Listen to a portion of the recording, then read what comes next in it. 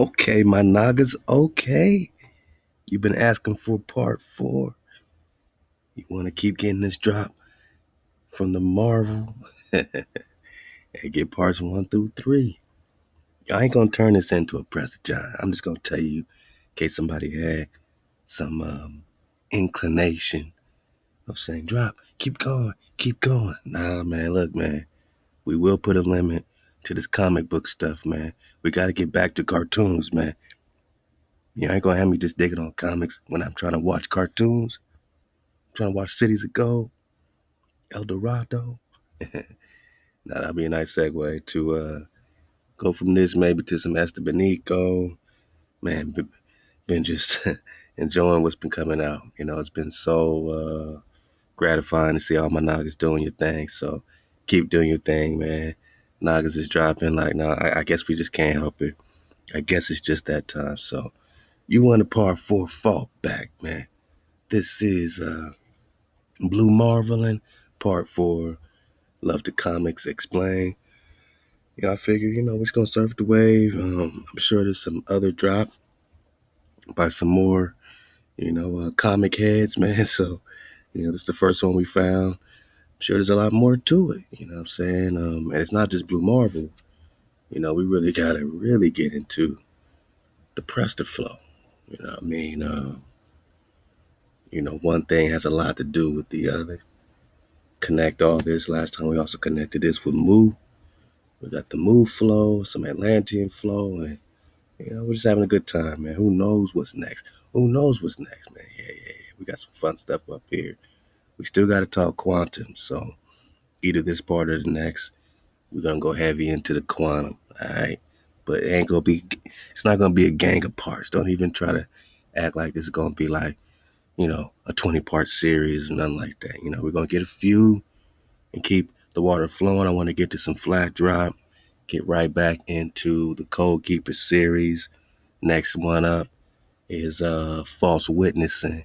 Again, no particular order, just kind of serving away with what's on the hard bone, you know what I'm saying? What we got to address in our community, you know what I'm saying? Our tribe. So without further ado, again, man, it's got everything to do with the Preston. We went over the evil eye technologies and everything else. Get parts 1 through 3. Right now we Blue Marvel in. So just to know that there's this superpower Negro. And as soon as he gets discovered, his mask gets torn. Everybody says no. Even in the comic book series, they called him a porch monkey, man. Porch monkey. They wrote that in the Marvel, in the comic book. We got it last time. This dude's name is Adam. People got different theories to who Blue Marvel is. Maybe we'll get some comments for the dismount because it's pretty cool. I mean, hey, we don't know, man. We're surfing a wave. That's all I can tell you, man. But we Blue Marveling. He out in Chicago in the 60s. A lot going on. Now we got Tony Stark hunting down the Blue Marvel, trying to get some information, trying to get some help. First they kick him out. Now they want him back. Now let's get some drop from Comic Explain again. Fair use in your caboose, man. Copyright 107. Criticism, comment, news reporting, teaching, scholarship, education, recon. Come on, man. We just surfing the wave. Having fun. Let's pop up. This is Rob, and because I'm on vacation this week, we're picking up with part 2 of remastering Adam, The Legend of Blue Marvel, because as most anybody who has been around this channel long enough knows, I absolutely love this story. And again, like we said in the last video, it's really because of the fact there's just a lot of history here. One of the things to know, and kind of picking up, for those of you guys who are joining us in this second video, again, I highly suggest you go back and watch the first video, but in the face of going against Anti-Man Connor Sims, it's a level of power that the Mighty Avengers are not used to, right? I mean, this guy even took the Sentry for a ride, which is no small feat, but also it's a villain they know nothing about. And that's one of the things to understand here, is that most of the villains that superheroes face off against, they're aware of, even if they've somehow returned with a higher level of power than they had before. before. For example, someone like Michael Korvac or something like that. They at least know enough about him that they know how to approach the situation. Ant-Man is an anomaly. They know nothing about this guy. And so that's why the first thing that happens is you have Reed and you have Tony Stark and you have Hank Pym who basically meet up. Now, the other reason why this happens, and again, we talked about this in the last video, but it doesn't hurt to reiterate here, is that these are the three minds that are behind the initiative. Remember, this takes place almost immediately after the events of Civil War. So you still have the superhero initiative, like the 50-state initiative, that kind of a thing. And it was Hank and it was Reed and it was Pym that were instrumental in organizing and setting everything up and are really kind of the masterminds behind the show to a degree. But one of the things that happens, and one of the things they talk about here, is that in the fight between them, Ant-Man mentioned Blue Marvel. And that's when Hank Pym chimes in and says, wasn't there a hero from the early 60s that was named that guy, that had that name? Now, this is one of the distinct things that I want to bring up here. Technically speaking, in terms of Marvel publishing, right? If we look at when Marvel published comics, Black Panther was the first black superhero in Marvel Comics, or really the first black superhero with their own solo series. You could really look at Falcon and say he was the first one. But in terms of what's going on... Remember, the first Superman was a NAGA. Go get the recon. Black Superman. On insofar as this being a retcon, a retroactive continuity, what Kevin Grievous is doing here is saying before Falcon ever became, or before Sam Wilson ever became Falcon, before T'Challa ever showed up in the United States, there was Blue Marvel. So Blue Marvel is in fact the first black superhero to exist on Earth within the Marvel Universe continuity. So that's an important distinction to explain there. But it's also the way that he's able to get away with someone like Hank Pym saying, like, wasn't there a superhero in the 1960s who had that name? But the reality here is, it's one of these things where he's just kind of a lost superhero to a degree. He was before their time. They didn't really seem to focus on him all that much. And so in a lot of ways, Kevin Grievous is kind of asking us to suspend disbelief here, because the reality is that having a superhero who saves the world from an asteroid the size of Kansas, that's not something that you just forget, right? Like, remember that guy that saved the Earth from total obliteration by like a... Come on, man. If he was white, he wouldn't be getting forgotten about. This whole story with Kennedy's saying we can't use you because you're black. We can't have some super powerful black person. What if you team up with other black people and you're the black messiah? Come on, man. So he just gets lost. He becomes a fragment of past, a forgotten past, just like Moshe, just like Mossack the founder, just like Presta John. You see any type of familiarities, man? And now they need his help. Like a giant meteor. What was that guy's name? I mean, obviously they would remember who this guy is. So there's a little bit of suspension of disbelief that goes on here. But at the end of the day, what they also come to realize is that based on Reed Richards and him analyzing the entirety of the fight, the situation, things like that, that this guy, Ant-Man, is basically based on antimatter technology, right? Like literally antimatter energy. Essentially, what we're saying is that this guy is potentially powered by an infinite source of energy. He uses it as fuel. So imagine how Galactus uses the power cosmic, an infinite source of energy. That's what Ant-Man is, except he uses antimatter energy. Now, he's kind of an unfinished product, right? He's kind of one of these things where he's not the perfected version of this. And in fact, we'll get more into that when we talk about the origin of Adam Brashear and so on. And so what happens here is one thing to remember. In the aftermath of Civil War, Tony Stark became director of S.H.I.E.L.D. And so if it is your... Yeah, blah, blah, blah. Dodge the hijack. We watching comics. He says, okay, let's access S.H.I.E.L.D. technology, let's access their database and find out who this guy is. The problem is that all information pertaining to Adam Brashear is classified above top secret. Not even Tony Stark can access it, even as director of S.H.I.E.L.D. And remember, as director of S.H.I.E.L.D., this guy's got basically access to the world's information that's out there, right? So I mean, why would they make it so secret? Even Tony Stark can't access it. This NAGA information. Seems like the same thing they'll do with us, make it such a secret. Only the special elite would know your power, will know who you are, who truly exists.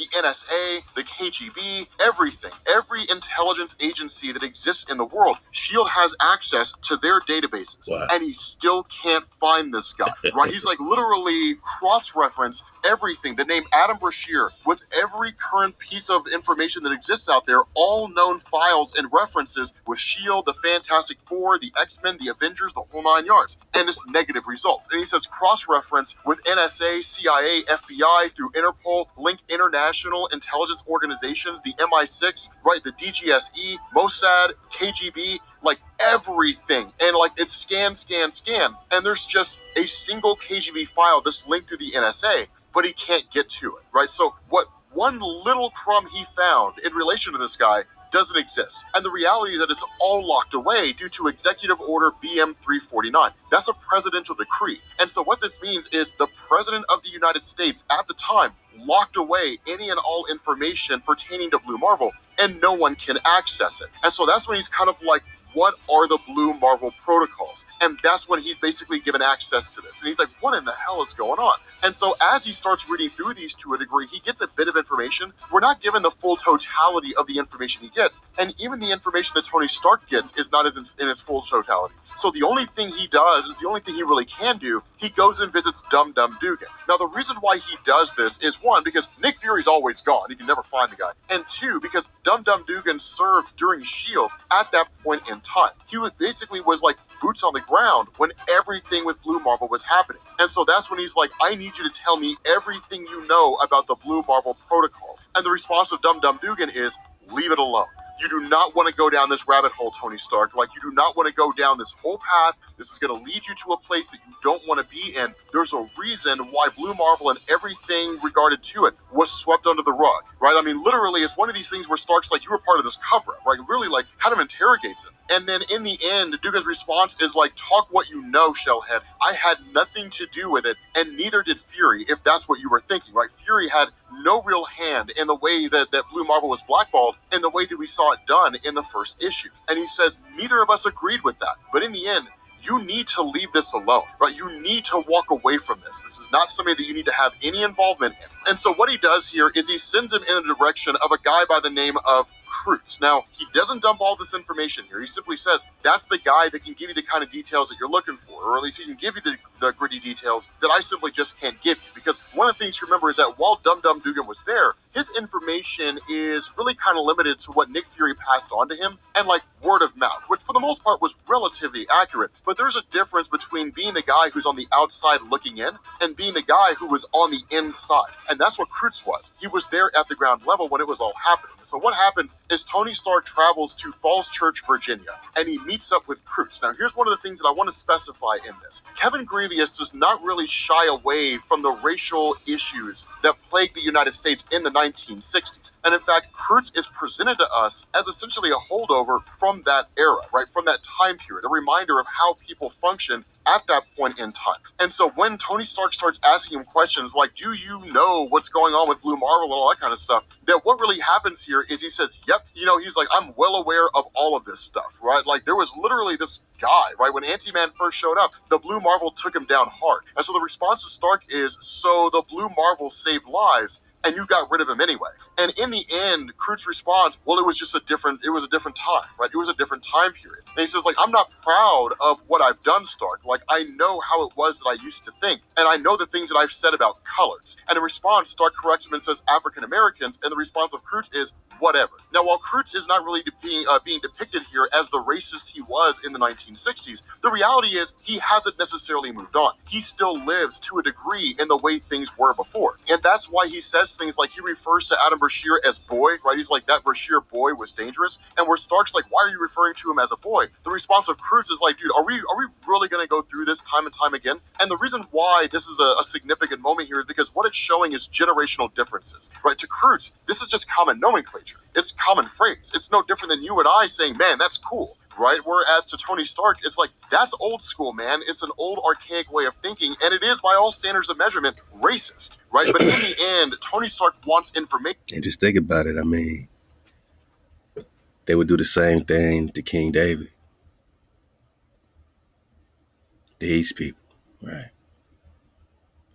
Where it wasn't black and white, and we're reading um, Lost Tribes and Promised Lands by Ronald Sanders. And he's pretty much, laying it down, man, that, it wasn't about color back then. Everyone knew Prester John was a NAGA. You know what I'm saying? No one was offended that this person that they all needed to help them fight against, whatever Moorish, Muslim, whatever, whoever they fighting, whoever they claim to be fighting, because it really seemed like they were really a super team to find Preston, find you, and Promised Land. I think just on paper, in their stories and their history, they,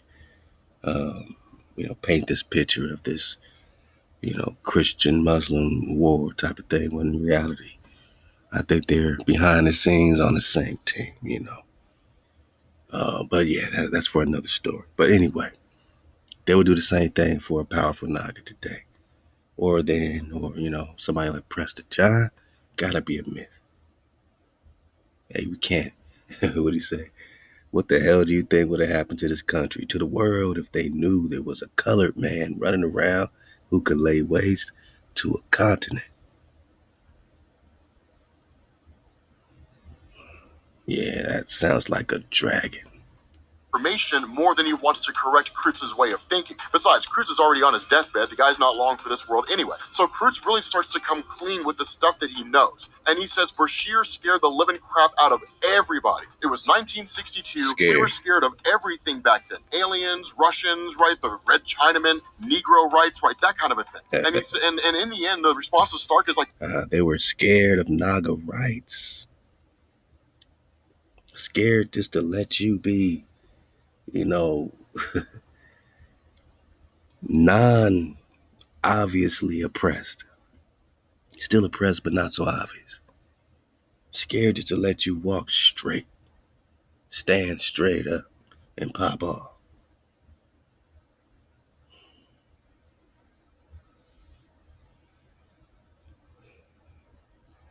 Maybe behind the scenes there's always been a more and more war, but in the puppet show, they made it about race.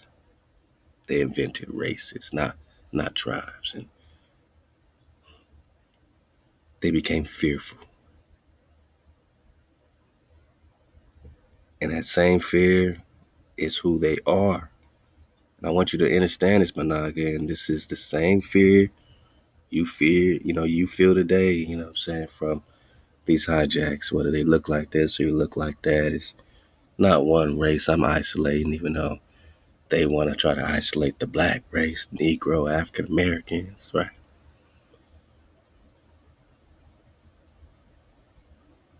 They're afraid. They do all this rah-rah stuff so that you can feel fear. They want you to be afraid. If we're afraid, then we're on the same level as them.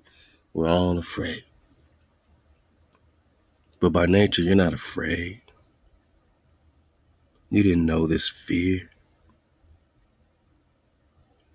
They're projecting their fear onto you because you could lay waste to an entire continent. it's like the world was changing and you could have done the same. And that's where Cruz responds and saying, what the hell do you think would have happened to this country, to the world, if they knew that there was a colored man running around who could lay waste to a continent? Now, this is a point he makes, not necessarily as a disparaging mark to Adam Brashear, but in saying at that point in time in the United States, that he makes a point in saying it was a country of like legal segregation, that institutionalized hate characterized a lot of people. What Adam Brashear represented was not necessarily the idea that a black man could rise to prominence. What he represented was progress. And it was the kind of progress that a lot of people at that point in time simply didn't want to see. Now, you take that progress and then you Yeah, shout out to Common Explain. He's giving his own conjecture, smoothing it out. But come on, man. What he represent is power, not progress. Power. He could lay waste to the entire continent. He could teach these other Nagas to do the same thing. They wouldn't even let him be a hero no more. That's how much they feared him. They'd rather be They'd rather be wiped out by that meteor, so-called, rather than have a NAGA, a nigga, to help them, to help save their families. That's a whole lot of fear, man.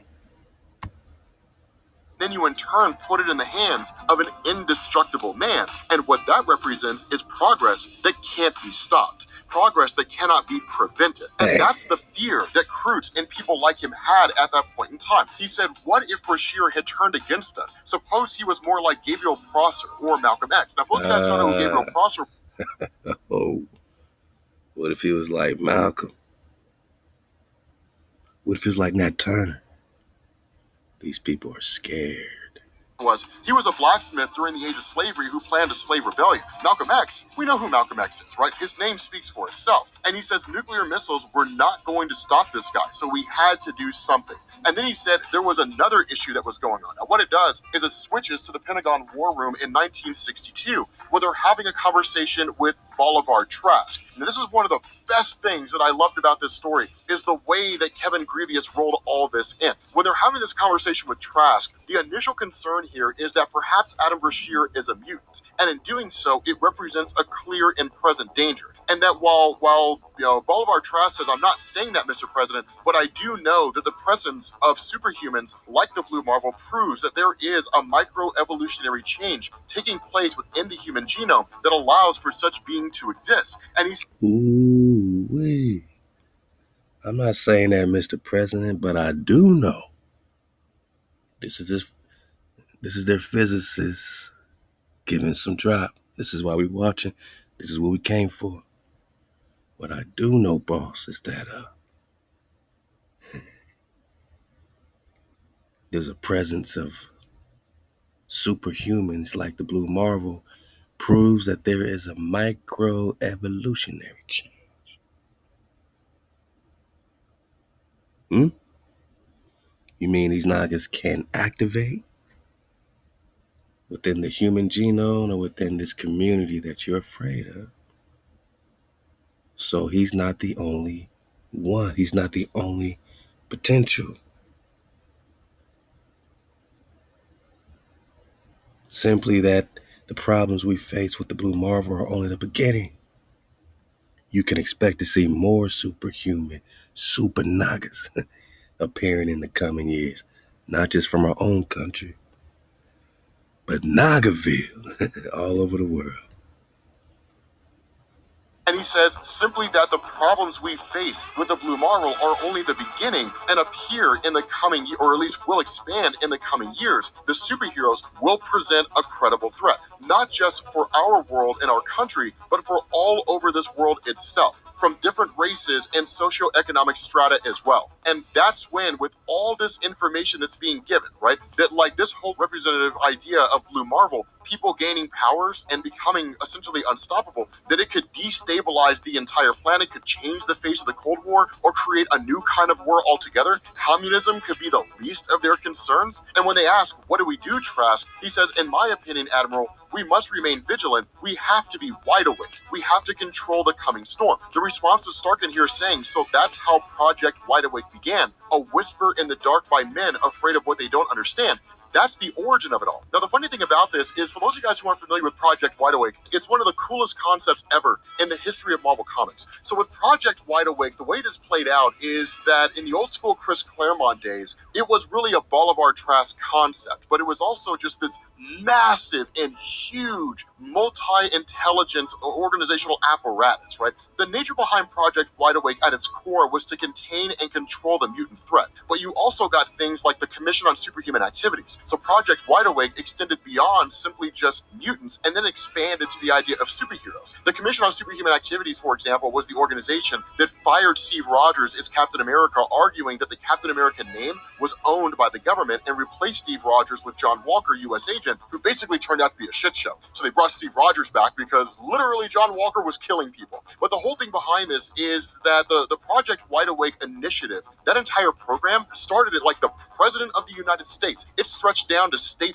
legislatures, right? So members of the House and the Senate, intelligence organizations, the CIA, the FBI, state and local sheriff's office, local police force, the whole 9 yards. It was just this gigantic task that had been undertaken by the federal government to contain and control the mutant threat. So that's where you got guys like Henry Peter Gyrick, Bolivar Trask developing the original Sentinel program. When he was essentially taken out of the picture, Project Wide Awake at the hands of the federal government moved the Sentinel program into the hands of Stephen Lang, not related to Scott Lang, by the way, but that's what led to the Sentinels as you most commonly know them, especially if you ever watched X-Men the animated series. But it was a great big huge venture. What Kevin...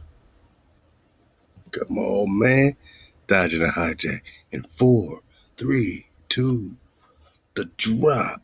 Radio. Let's go. What Kevin Grievous came in and did in this story, which I loved, is he said it all started with the Blue Marvel. That the Blue Marvel popped up as a black superhero in the 1960s, scared the hell out of the government, and in response, as an act of desperation, the government turned to Bolivar Trask, and that's where Project Wide Awake came from. So it was a really, really cool idea, because in return, or at least in this whole thing, you have this idea where Stark's just like the entirety of Project Wide... And just think, do you think things have changed in 2022? I mean, this is part 4, man. You could tell me the truth, man. You think if one of you Nagas start popping off with your antimatter and superpowers, whatever they call it, they will be equally shook. They will want to see where your mind is at, how you thinking about this. Are you friendly to them? Do you know the history? Because any, Naga that knows his history is a problem. And in this case, in the Marvel world, any mutant or alien that knows the history, man, they're going to be afraid of, because they're going to think that a Naga's going to have help. Now, a Naga don't even have to have help by another so-called black superhero. Anybody who's against, the treachery and the genocide, anybody who's against the molestation of a nation that, invades and invades and invades, takes, and decimates generations of people, they're afraid of them too, because somebody is going to want to help a Naga. They know it's just inevitable. But what's even more inevitable is that these Nagas come from a very powerful source. And as we code up, our source is able to comfort us, bring us into safety and comfort, restore our power. So you're not just going to have one Blue Marvel, man. You're going to have hundreds, thousands. Can you imagine hundreds of thousands of Blue Marvels? With this type of energy, go back to the script. What's it say in the script? You're going to be popping off, running to and fro like sparks. The most feeble will be like David. You're going to be shining on them. One Naga could take 1,000 hijacks, take on 1,000 hijacks. This is inevitable. They're writing about you because you are the wonder. You are the marvel. Wide Awake was a policy of fear and repression. And the response of Cruz is like, well, it happens. And that pisses off Stark to no end, right? Because he's like, you put this guy in a box and you threw the key away just so you could sleep at night. And for no other reason than the fact that it was his skin color. Because the reality here is that if this was like a white guy who popped up, nobody would have been as scared. They wouldn't have hit the panic button the way that they did. And if anything, the desire would have been to reel that guy in. There's a couple ways that we know that. We know that because of the fact that Steve Rogers, Captain America, was the original Weapon 1. But if you go back and you read Grant Morrison's new X-Men, one of the first things he establishes is that the desire to create super soldiers, that was Captain America, to contain and control the mutant threat at the very early outset of Project Wide Awake, right before Project Wide Awake actually... Man, this is so relevant, man, because this is what they're doing. You're hearing about this, testing on the not even the testing, but just you hear rumors of super soldiers and, Involved in wars today, involved in wars in the Middle East, back in wherever, man. They've been doing this, not just to go out another country. They've been doing this, and maybe this is what's happening underground. We don't know, man, but they're waiting for something. They're training for something. They know they're going to need their own version of their own super Naga version. They're going to have Nagas that look like you, genetically engineered, looking like you know what I'm saying, in your gene pool and everything. That's why they're getting all this DNAs and swabs and all this stuff, you know what I'm saying? Oh, take a COVID test. Swab, swab, swab. Let's create our own versions of super Nagas. Not just, white folk, but black folk to put on these black folk, 'cause that's what they did from the jump. X, man, X Factor. Last time we got on that X gene, and it said the oldest mtDNA is the X. And that X is connected to the royals. The X is the Tau. And when you hit that mark, man, it's all happening.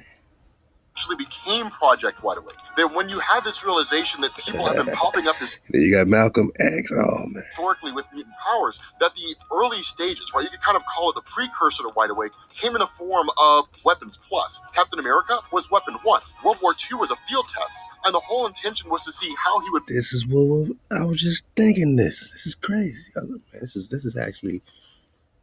It's not going to be a 20-part series, but it's kind of cool that we're talking about it.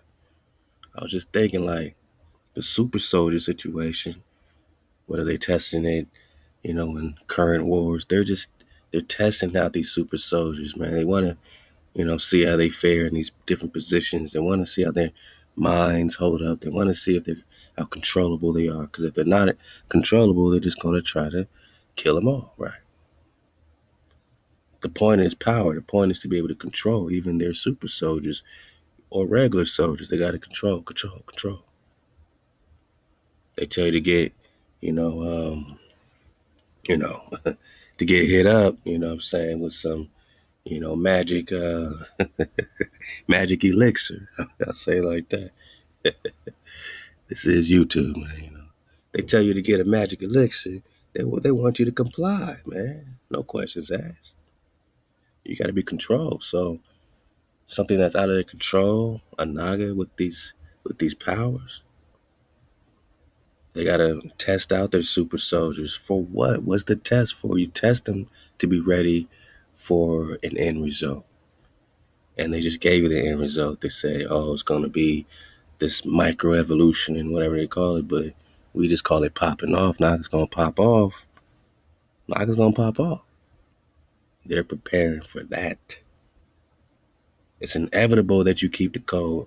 And if you keep the code, Hawaii forgot about you, and Hawaii's not going to, be no false witness to the covenant he has with David forever. That your seed is established, protected.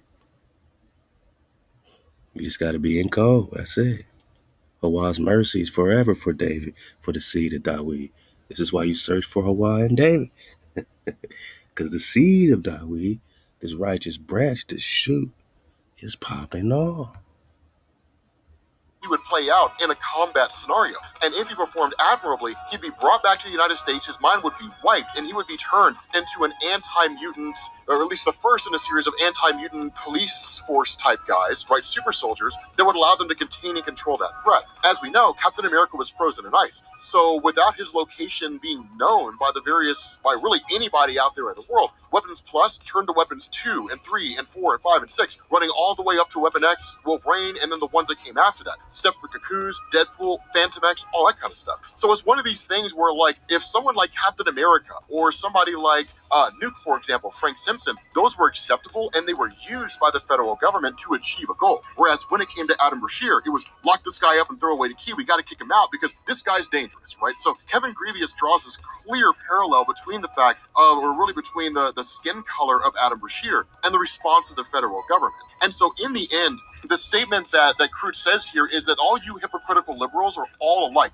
You want the world to read like a Mother's Day card, but you don't want to do what's necessary to keep it safe. A safe world costs something. Somebody somewhere out there has to pay the piper when the bill comes due. And so at the end of the day, what he says is, like, in order to close the book on Adam Brashear, right? Because it wasn't enough for the president to just give him the Presidential Medal of Freedom and send him on his way, that there had to be some kind of a response. There had to be something that went on insofar as removing this guy from the equation. So what the president did is he sent him on a final mission, that there was basically an alien scout that they had determined here. Now, this alien is not overly important for this conversation. It will be later on, but not right now. But there was an alien scout that had shown up, and Adam Brashear was sent into space despite the fact that he had been asked to step down by the president as a final mission, which Adam Brashear accepted. Because remember, the stance of Adam is that he is a protector of the world, not really a protector of any one particular race. And that in this fight between the two, that what had happened is they were hoping that these guys would kill each other. That what it would do is it would lead to Adam Brashear dying at the hands of this alien and vice versa, and just kind of rid them of this entire situation. That didn't happen. Instead, what ended up taking place is the energy signature of Adam Brashear started just hitting this kind of fever pitch, and then they never saw him again. And that was it, right? And so the response of Stark is, okay, so like the Avengers were almost killed by Ant-Man out there, and the only one that we know of that could have defeated this guy, your bigotry got him killed. Right? And so in the end of the day, Cruz is like, you haven't been listening, right? Not 20 people knew about that alien encounter, but we were able to use part of it to bury the truth and add a layer to the cover story. It made the Blue Marvel's disappearance of the world more credible if anyone ever dug too deep. And so when Stark asked, what are you talking about? The response to this guy was, we had an alternative, right? The protocol files were incomplete, and he gives the protocol files directly to Tony Stark. And so what this does is it switches over to Silver Spring, Maryland, where you have a woman, of course, who's basically there, but like, of course, there's a knock at the door, there's Tony Stark, and when they ask her, or at least when they start talking to her, we find out this woman's name is Mrs. Brashear, right? This is the wife of Adam. And in one of the most interesting, if not crazy moments in this story, they ask her, do you know where your husband is, right? Is he in? And she's like, no, he's at class. Like, you're Tony Stark, right? And he's like, yeah, and she's like, what's all of this, to do with? And he's like, well, it's just a matter of national security, ma'am. And she's like, Let me go back. you're Tony Stark, right? And he's like, yeah, and she's like, what's protocol files were incomplete, and he gives the protocol files directly to Tony Stark. And so what this does is it switches over to Silver Spring, Maryland. All right, because they said something about Howard University. Let me try to catch it quickly. Protocol files were incomplete, and he gives the protocol files directly to Tony Stark. And so what this does... Something about last year at Howard University. So they're talking about what's supposed to be prestigious black universities, colleges, right? Let's keep going. Is it switches over to Silver Spring, Maryland, where you have a woman, of course, who's basically there, but like, of course, there's a knock at the door, there's Tony Stark, and when Adrienne will be going to Spellman. Remember who, Spellman, she's related to the Rockefellers. Just put all this together. When they ask her, or at least when they start talking to her, we find out this woman's name is Mrs. Brashear, right? This is the wife of Adam. And in one of the most interesting, if not crazy moments in this story, they ask her, do you know where your husband is, right? Is he in? And she's like, no, he's at class. Like, you're Tony Stark, right? And he's like, yeah, and she's like, what's all of this, to do with? And he's like, well, it's just a matter of national security, ma'am. And she was like, this is ridiculous. You can't simply just barge into our home and start doing this. And he says, Miss Fraser, I don't have time for that. And when her response is, why did you call me that? He's like, Marlene Fraser, Agent 314. That's your real name, right? Your code name is Agent 314. That's correct, right? And she tries to play it off like she doesn't know what she's talking about. And he's like, the world needs Blue Marvel. This exchange here on the surface is Tony Stark kind of being like, I mean, look, we know what's going on, right? Like, but the reality is what he's doing is effectively blackmailing her. He's tugging at those strings. He's like, we know you started out as an agent of S.H.I.E.L.D. We know you're not actually the wife of Adam Brashear. I mean, you are, but things aren't necessarily what they seem. So either you can help us out here, or we can leak it to your husband about what's going on, right? It's really strong arming here. And so as a response, of course, she ends up calling up Adam Brashear and then basically letting him know, hey, like, the federal government's looking for you again, right? Like, they're trying to find you. So with that being said, guys, we're going to bring this to an end. Ooh, man, it's about to get juicy. Hey, like I said, let me know. If you want me to keep going with this, it's not the only, source for explained comics and Blue Marvel. It's just what we're starting with. Don't try to make this no 100-part series, man. Don't keep saying, keep going, drop. Just keep going, man. Because I know there's a lot more to talk about. There's a lot more to talk about, man. I mean, hold on, let me try to get to his, let me get to his page. Just as far as topics, we still got the Kang situation. All right, Kang comparison with Khan. Blue Marvel is, fighting this Kang a bunch of times. Kang's trying to have some type of takeover situation. They got, yeah, there we go. Kang conquers the universe. Definitely want to dig on Kang. I mean, who else do y'all want to dig on, man? I mean, y'all let me know, because we got to see where the Presta Flow is really connected with, how they're really hiding so much of this undercover drop. Whoa, what's this? The all black Necros were neat. Wait, hold on, man.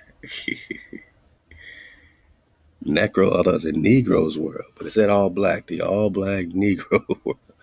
Oh man, we might have to dig on that one, man. We found Negro land, man. All right. Just checking it out. Just checking it out.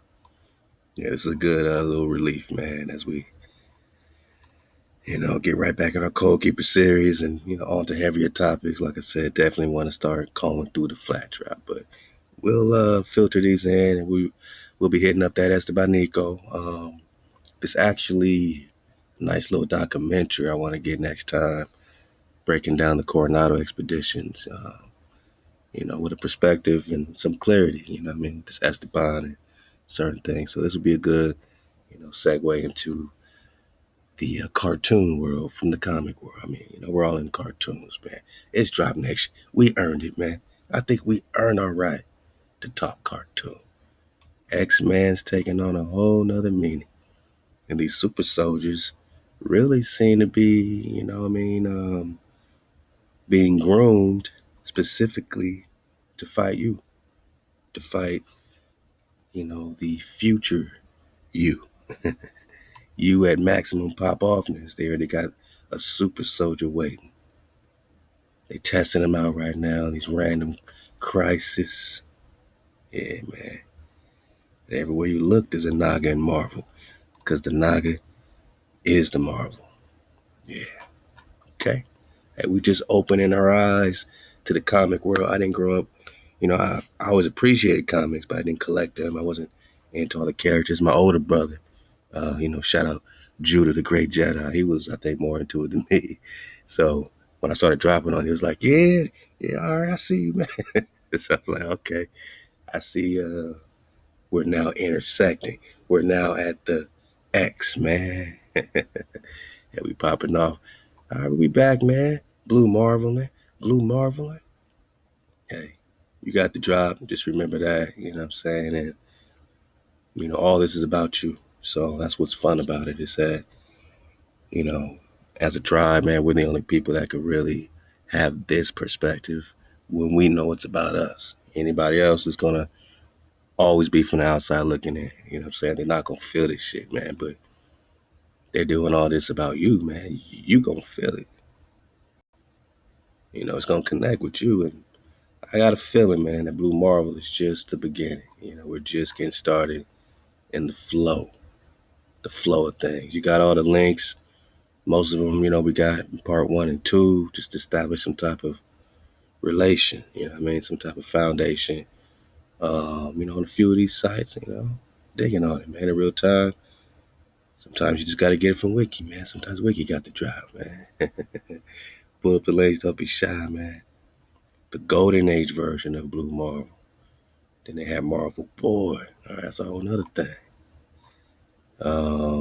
This series was created by Kevin Grevio. All right, I gotta look at Man, look at that. It's a NAGA. I didn't know. I keep hearing Kevin Grevio. I didn't know he was a NAGA. You know what I mean? He's an actor who role as Ray's an Underworld film series co-created. So he been popping off, man. The world would never know. He got a Howard hat, so that's why he slipped in the Howard University line. Hey, we marveling. We blew marveling in real time, man. Stay tuned, man. Y'all want a part 5, man? Y'all want to talk quantum? Y'all want to get, some more, you know, content creators' perspectives on this Marvel flow? Is there any particular Marvel characters, that are connecting with this story that's going to continue, us down this path, man, and our investigation?